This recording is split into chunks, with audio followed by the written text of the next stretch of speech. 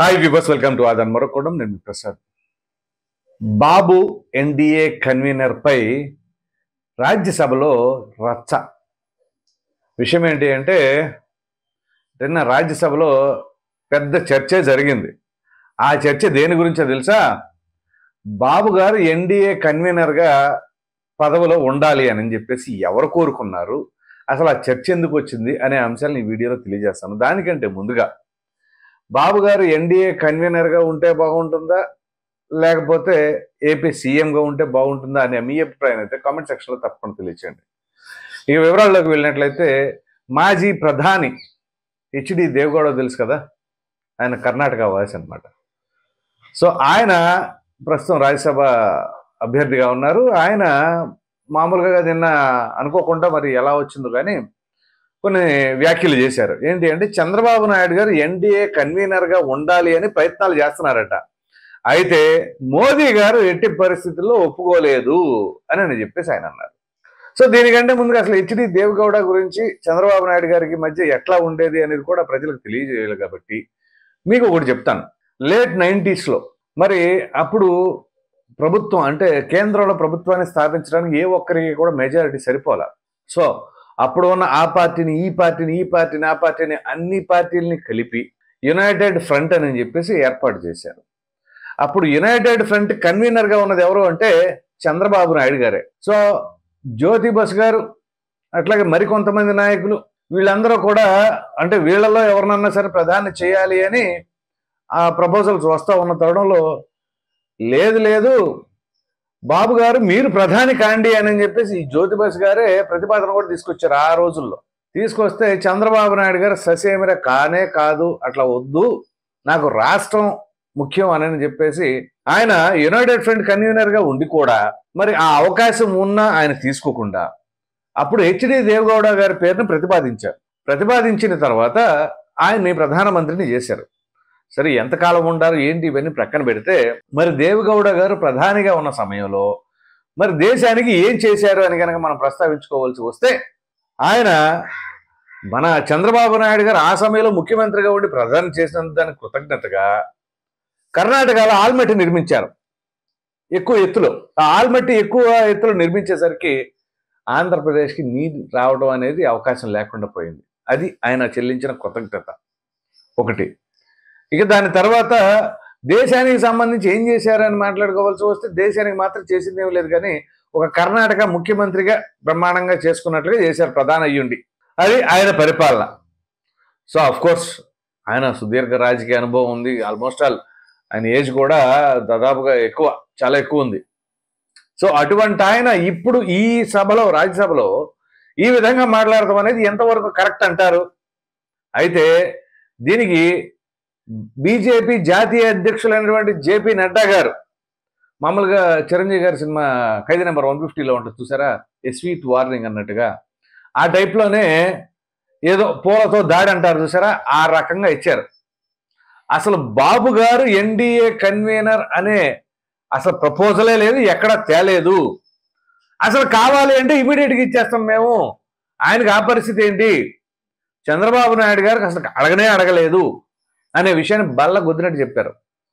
ఆయన కనుక ఒకవేళ ఎన్డీఏ కన్వీనర్ కావాలి అని అనుకుంటే, ఏది ఇప్పుడు దేవగౌడ గారు ఏది చెప్పారు చూసారా, ప్రతిపాదించి చేశాడని, అదే కనుక చేసి ఇమీడియట్గా ఇచ్చేవాళ్ళం అన్నట్లుగా ఆయన చెబుతూ ఆ యొక్క వ్యాఖ్యలన్నింటినీ కూడా ఖండిస్తూ చెప్పారు. అయితే ఇప్పుడు హెచ్డి దేవగౌడ గారు ఈ విషయాన్ని ఎందుకు ప్రస్తావించారు అనేది చాలా కీలకమైన అంశం. అంటే అప్పట్లో ఆయన చేశారు కాబట్టి అట్లాగే మరలా ఎవరికైనా సరే అవకాశం ఇచ్చేలాగా చేపించుకునే ప్రయత్నం ఏమైనా చేయాలి అనే ఉద్దేశంలో ఉన్నారా? లేదు, ఒకవేళ వయసు కొంచెం పైబడి అప్పుడప్పుడు కొంచెం ఏదో మాట్లాడుతూ ఉంటారు కదా, ఆ తరహా మాటలు ఏమైనా సరే అనుకోవాలా? ఇలా అనేక రకాలుగా ఆలోచించుకోవాల్సిన పరిస్థితి ఉంది. సో ఇప్పుడైతే అసలు సందర్భం కదా. ఇప్పుడు చంద్రబాబు నాయుడు గారి పేరు ప్రస్తావన ఎందుకు? అక్కడ రాజ్యసభలో చర్చలు చాలా ఉంటాయి, చర్చించవలసిన అంశాలు కూడా చాలా ఉంటాయి. అవన్నీ ప్రక్కకు దోసేసి చంద్రబాబు నాయుడు గారు ఎన్డీఏ కన్వీనర్ కావాలనుకుంటున్నారు, కానీ నరేంద్ర మోదీ గారు దాన్ని ఒప్పుకోలేదు అని చెప్పేసి అని అన్నారు అంటే ఎట్లా? ఇప్పుడు అసలు ఎన్డీఏ పరిస్థితి ఎట్లా ఉంది?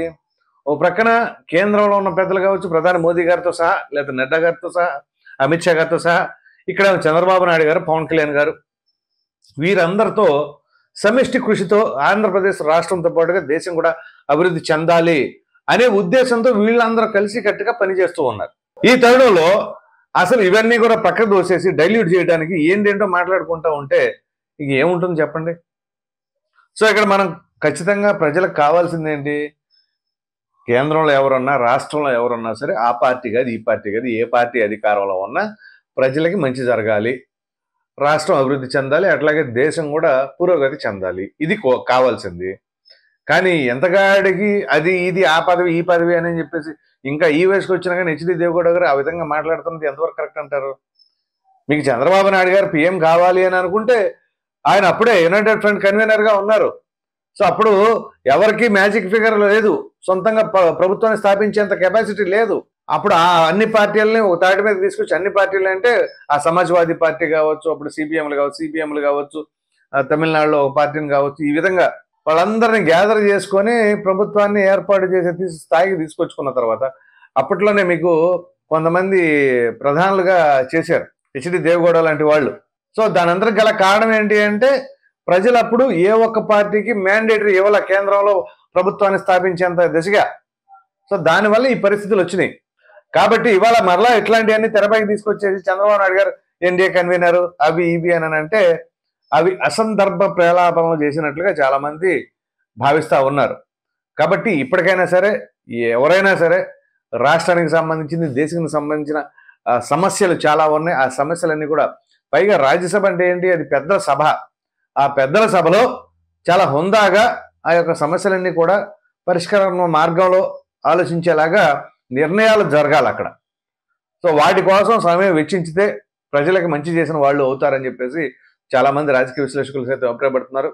సో మరి ఎందుకో కానీ మొత్తానికి ఈ ఎన్డీఏ కన్వీనర్ పదవి అనేది నిన్న హెచ్డి దేవగౌడ గారు ప్రస్తావించడం అనేది చాలా చర్చనీయాంశమైంది. సో మొత్తం మీద జేపీ నడ్డా గారు అయితే చాలా స్ట్రాంగ్ గానే అట్లాంటి ప్రతిపాదనలు ఏవి లేవు, ఇవన్నీ అభూత కల్పనలే, లేనిపోయినవన్నీ సృష్టించుకోవద్దని చెప్పేసి ఆయన ఏదైతే కొట్టిపడేశారో ఇదైతే మాత్రం ఒక విధంగా చెప్పాలి అంటే చంద్రబాబు నాయుడు గారి క్రెడిబిలిటీ ఏంటి అనేది కూడా అర్థం చేసుకోవాల్సిన పరిస్థితి ఎంతైనా ఉంది. ఈ వీడియో కనుక మీకు నచ్చినట్లు లైక్ చేయండి, షేర్ చేయండి. అదేవిధంగా ఏదైతే రాజ్యసభలో ఎన్డీఏ కన్వీనర్ పదవి గురించి అది చంద్రబాబు నాయుడు గారికి మరి ఆయన కోరారు అన్నట్లు ఏదైతే హెచ్డి దేవగౌడ మాట్లాడారు దానికి జేపీ నడ్డా గారు కౌంటర్ ఇచ్చారు కదా. ఇప్పుడు నేను ఏదైతే వివరించానో దానిపైన మీ విలువైన ప్రయాణం కామెంట్ రూపంలో ఖచ్చితంగా తెలియజేయండి. మరిన్ని వీడియోస్ కోసం మన ఆదాయం ఛానల్ని సబ్స్క్రైబ్ చేయడం మాత్రం మర్చిపోకండి. Thank you.